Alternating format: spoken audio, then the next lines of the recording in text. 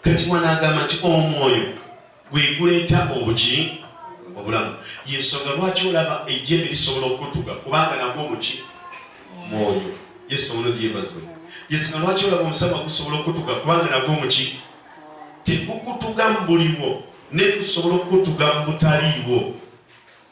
N'okeerikya nga wafunye ekiroto ng'olina by'olwana nabyo ogenda ozuukuka ng'oli mulwadde wa ddala kubanga kino kyakusinganye mu nsi yaki ey'omwoyo. Katonda obulungi yeebazibwe. Kati wanagamba nti omwoyo gwe guleetawo, omwoyo yaleeta obulamu. Yensonga lwaki tugamba nti Yesu bwe bulamu. Kubanga Yesu Kristo agamba bw'otunuulira mu bikolwa by'abatume essula ya 2 babigamba nti eri yasooka n'abasuubiza omwoyo omutukuvu.